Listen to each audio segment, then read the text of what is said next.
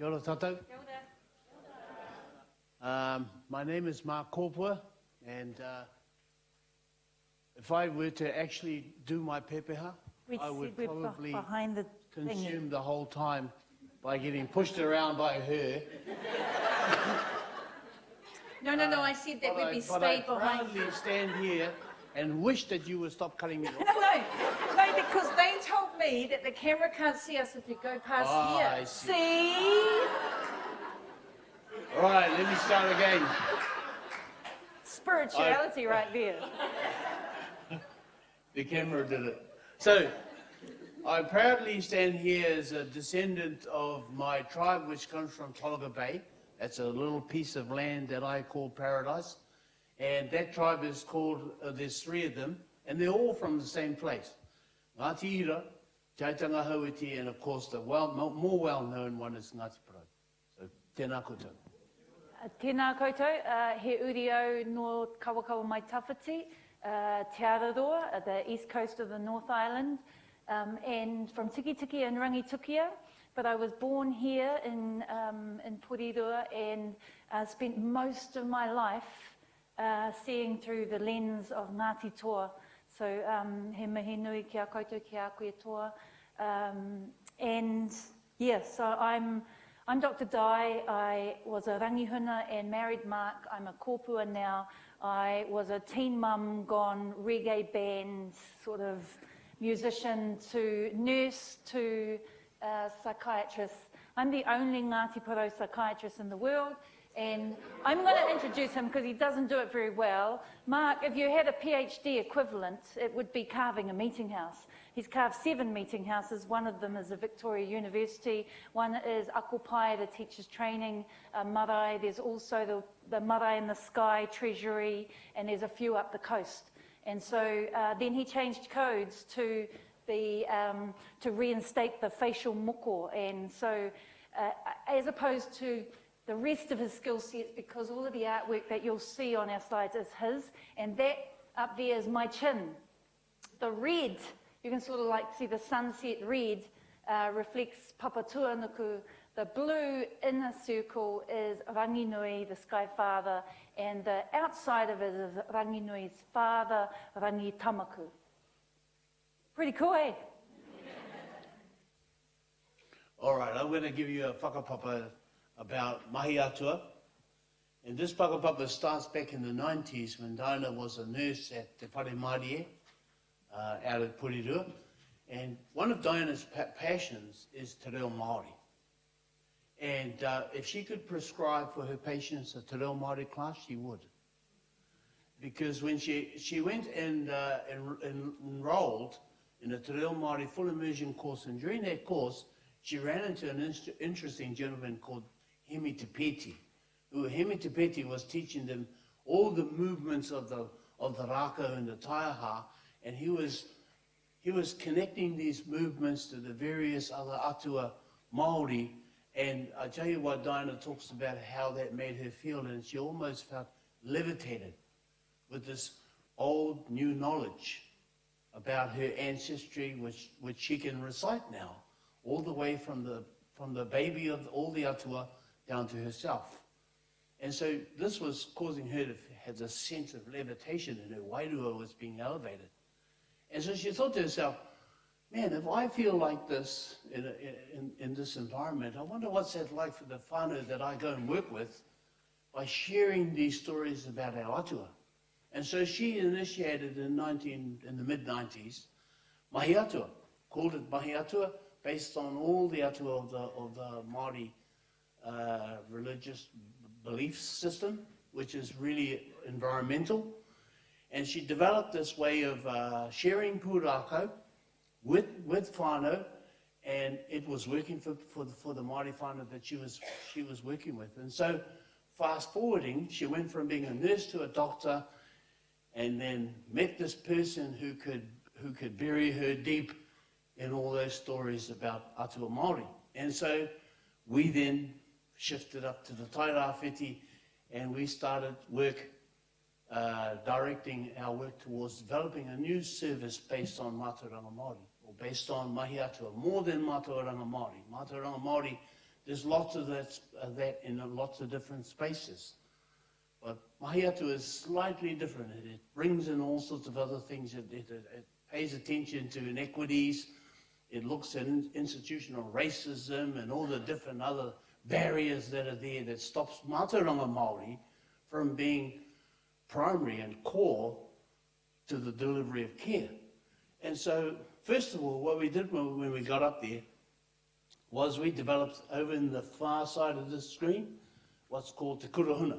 And Te Kurahuna is a whare wānanga or learning institution that we started off in our lounge. And we had 17 participants that were involved with us. And we started training. We started training these individuals about how to use Mātauranga Māori as a model of care, how to look after people using basic manaakitanga skills, using a wide range of other different Māori concepts that can help people feel connected, first and foremost. And it was primarily a great, not primarily, but it is a great engagement tool. So we had these first 17, and then after 6 months we did a review, and the review came back and from all the managers saying, wow, these guys are like double the amount of enthusiasm that they bring into the team. And so we took on a second lot and a second intake, and the second intake went from 17 to 38. Then the third intake went up into the 70s, and it became a very, very strong force within the Tairawhiti. Then along came the ministry who wanted to, who offered an innovation fund for an innovative project that we put an RFP in there for, based on Mahi Atua and the program. Now, one of the things about Mahi Atua, the product of Mahi Atua, is what we call a mataora. And a mataora is a change agent that's first of all seeking change within themselves. And I'm hoping that the screen will shift shortly to show you the principles on how to, and it's gone from, in the 90s, it's shifted from being an approach and a way to deliver care to a way of being within yourself. Not necessarily something you offer to somebody else, but what you are like within yourself. So it's become a way of being, and in order for you to become that and to maintain that, we observe these three principles, and the first one is to indigenize the space that we occupy, and that's right down to the language that we use. Because lots of times when our whānau are moving into healthcare spaces like that, they're lost within the language. And so if you indigenize that space, you make it accessible for them, you make it friendly for them. And so our mataora observe that first and foremost. And then the next one is to remain an active learner, and that's really to bring the power balance down to a flat tabletop. It's not like you wanted them to come in there and bow to the expert in the room, when the expert is actually acknowledging that they are the experts that have come into the room of their lives. And so that's one of the second principle, to remain an active learner. And the last one, which is the hardest one, is to not just embrace negative feedback, to invite it. So if I wanted to say, how can I deliver my delivery today better? Then I'm going to ask you for a very honest feedback for me in order for me to improve. And so those are the three principles that keep our mataora on track. So we were developing this army, this workforce in the Tairawhiti to work in a way that was encouraging and work in a way that was honest. And we're shifting back now because then the ministry came along and asked for this innovative project, and we put forward the RFP for a project called Te Ku Wata Wata. And I don't know if you've heard of Te Ku Wata Wata, but Te Ku Wata Wata was set up to be like a SPOE service, like almost the front door of all mental health in the Tairawhiti, to decrease the amount of entrance points into mental health within the DHB and also primary mental health in the community. And so it became like the ED, the ED of mental health. And it was based on Mahi Atua and this way of being and this way of looking after and caring for people who are in distress. And when I say about indigenize your space, and that's down to the language, it stops us from talking about mild medium to extreme distress. Distress is distress. My distress may not be the same as your distress, but it's distress nonetheless. And so we got rid of all those sorts of ways of dividing and categorizing people, and we started to work in a mata-ora way. And then at the same time, we also then had the PPS, or Pregnancy Parenting Services, approach the Tairawhiti, because we had a huge cohort of hard-to-reach Māori whānau, and that's about young families with children up to 3 that are struggling and consumed with addictions. And so then we set up this organisation that's in the middle there, that's their logo, and they're called Te Hiringa Matua, which means the power to parent, and to place the power of parenting back in the hands of those who are the parents and those who are the family or whānau of the children that are exposed to that type of world. And currently at the moment, as far as I understand, and they use Mahi Atua, but as far as I understand, they're the feather in the cap for that service in the Tairawhiti. And we had some resistance from the ministry. They wanted us to follow the Waitemata model, and we said, no, the Waitemata model is the Waitemata model. It's not going to work well in our district. We know our district, we'll do it our way. And so we did it our way, and the basis of that was Mahi Atua.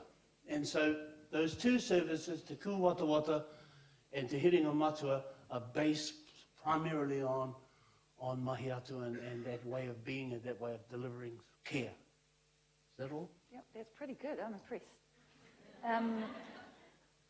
So in terms of what Mahi Atua is, it is where pūrākau are the connector. So Māori creation and custom stories. And what we know from our history is that colonisation brought with it a different story and a different narrator. And it intruded on spaces that would mean that we would be disconnected from our stories. So reconnecting to the stories, but also Mahi Atua is a way of being. And Richard and us were having a kōrero earlier talking about an ontological transformation. And so really that's a way of being. And we are, Mark and I, leading a workforce training institute. It's very small, it's not funded. I go away and locum in places that need a psychiatrist so that we can fund it.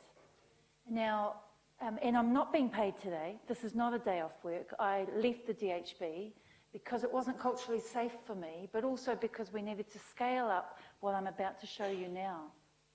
So Mahi Atua is a way of being.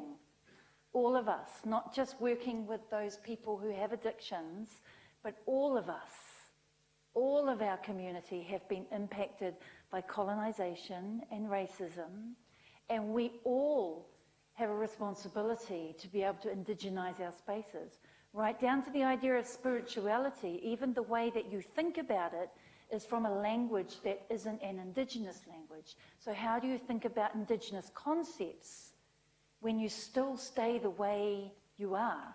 We never change the way we think until we hit rock bottom.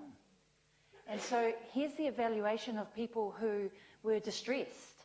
And although we needed to use a language that the Ministry of Health understood, we didn't want to talk about primary and secondary integration.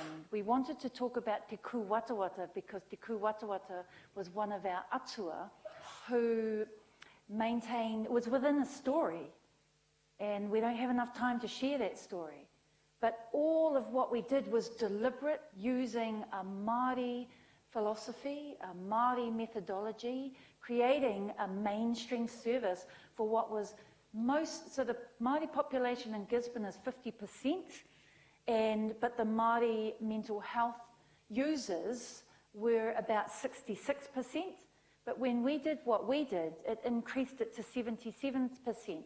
Think about that. If Māori have the highest statistical rate of CTOs, coercive treatment, diagnoses, mental diagnoses, and treatments, check this out. So We were really fortunate to have Professor Dr. David Tipene Leach as not just our critical friend, but he had shifted from being a GP to the professor in EIT, and him and his team to the formal evaluation of what we did. And so in the my left is your left too, so is the formal evaluation that you can find online. So I don't know if you Google something like Hauora Tairawhiti Te Kuwatawata final report. And so from it shows these statistics. And the bar graph there, you can see that the use of Section 29 in the Tairawhiti was actually one of the highest in the world. And so we reduced that by 30%. So it was reduced by a third within a year of Te Kuwatawata starting. I was the head of department for psychiatry, and you know what? I had a bottom line. And I had a bottom line that we needed to prioritise the inequity for Māori. Yes, I know there's inequity for disability and for females and for gay and all of these inequities, but the most disparate group in a community rich with culture and spirituality was Māori females. And so we needed to focus on that. And so that's what we did. So, and it started even before Te Kuwatawata. We hypothesised institutional racism. And so then when we said, well, then let's be positively biased toward Māori knowledge and make the mainstream service Māori. So everyone had to come in. And of course people said, so is it a service for non-Māori? Even though I'd said it, they had to ask it, because I just didn't conceive of the idea that usual practice could be anything else other than what you're familiar with, right? So we reduced it by 30%, but if you look down at if you look over to the bottom left, our self-referrals, that was on the left is pre-Te Kuwatawata, and on the second, the blue is Māori. They just walked in. We knew them all. They walked in, they wanted help, and they trusted us. Even the non-Māori, that increased as well. So the non-Māori doubled, the Māori tripled. But the referral from GPs didn't for non-Māori.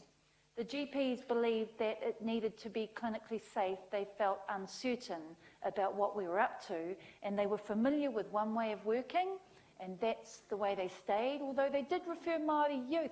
So I'm wondering, and our hypothesis is that sometimes institutional racism works to our advantage, right? They'll send the Māori to the Māori thing, but they won't send the non-Māori. But we had lots of testimonies that Pākehā loved what we were doing. And they loved it for more than just that we used pūrākau, because when you walk in the front door, we want to know what you want, not what our systemic shifts were gearing toward. So when we hypothesize institutional racism, we're wanting to shift the institution, but when you walk in the door, that's that stuff. I want to know what you want, and it doesn't matter what my agenda is. I want to know what you want. And if you have been flooded with psychiatric diagnostic ideas and you want that, we will work hard to give it to you. But it wasn't a given. So, just to add on to that, we have a lot of whānau that in waves were coming in and saying, I think my house has got a kehua and it's affecting my family. I need a tohunga to come in and taki my house so the kehua can go away. And we were like, okay, where's Mark today? Or Wiramuni Where's Wiramuni today? If you look at that top right, that's our wait times. I mean, our wait times for child and adolescent mental health services was really high, and high caseloads, and we reduced it to 0. And we actually brought the secondary service workers into our space, if that's what you or your GP or referrer wanted, to sit with, not be the expert, not do the psychiatric assessment, to sit with and wānanga what it is that mattered to you, what was the goal of you coming here, you know, what is it that you want our help with changing, right? And then the bottom left was our youth admission rate. So in Gisborne, you have to come down to Porirua, and we reduced that by 56%. The majority of Māori inpatient or referrals were Māori, and so that was really good. What we also did, and is not up there, is that our Caseload for child and adolescent mental health was over 300, with over 30 on people's caseloads. We slashed that to about 118 within a year. 118 people that were in the services, which meant that it didn't go straight to the secondary service, because when you're in distress, you need time. But the problem is if you're suicidal, we give you a secondary service option, and it's very limited in the option. And so what we were doing is, like, you might be suicidal, but as you all know, you don't have to have a mental disorder in order to feel suicidal. And so that's what we were offering an opportunity to reinstate mātauranga Māori, to reinstate a connection to our stories as an opportunity for you to hear this narrative and think differently about your problem, while we tick the box with addressing not just the inequity, but the racism in the system that only allowed Western knowledge. And we didn't devalue the Western knowledge, we just knew that a priority was to find a space for a true treaty relationship, so that all of our country can benefit from all of our stories and not just someone else's. And I'm talking to you in the room, and there are a lot of Pākehā. I'm not talking about us as Pākehā, I'm talking about the institutions that were set up, and then we have to work them. And it's almost like this rigid machine that we can't all pull at the same different levers at the same time. So that was our evaluation. Now we're going into the ngangara, or the challenges that we had. And this is a picture of Whiro Te Tipua, who is one of our atua. He's the god of fear and the god of darkness and the god of disease and the god of challenges. And his army come in the form of ngangara. And so there's three main challenges that we were faced, and basically they all hinge on change management. And so I'm going to go through them. There's a lot of little micro instances in there. So for one of those things was the time constraints that we had. So money was dropped on a Friday, and we had to open the doors the following Thursday. So that put a lot of constraint on our team, putting everything together. That was one exercise. The outcomes, though.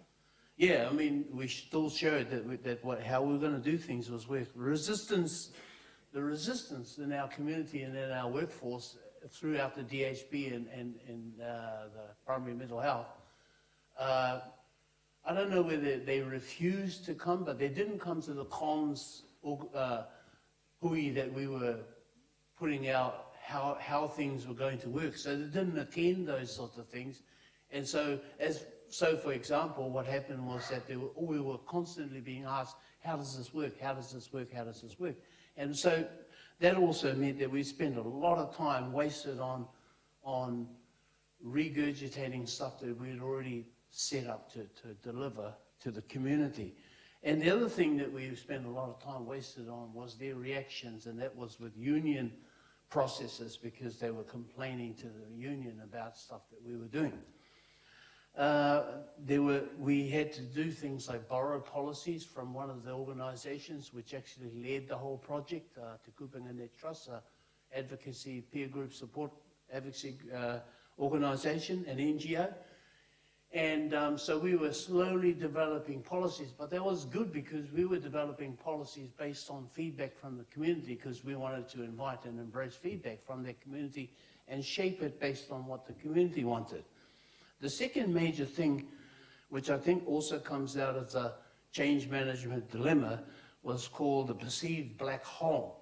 And that was primarily from the GP cohort that didn't understand what was going on in Te Kuwata, and so there was this perception that it was just this huge black hole that they were referring their patients onto, and they couldn't describe to the patients that they had what was at Te Kuwata, what they were going to, and they couldn't actually determine what their patients were going to go to, because like at A&E or ED, you can't do that. You just refer into ED, and the ED takes over from that point. So they had this perception, but they missed the whole concept if they had been to the evenings and comms evenings to discover that the very first wānanga that an individual with their family comes into, it's at that point we shape what they want, based on what they want.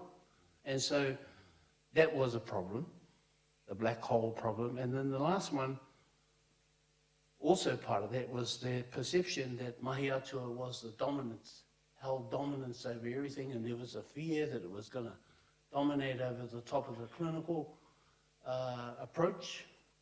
And of course, it was going to be dominant because it was aimed at bringing about equity for Māori in this community. And of course it was going to be dominant for that Māori need. And so, I mean, for us who can be, what's that word that you use? Facetious and say, well, they weren't worried about how dominant the clinical approach has been.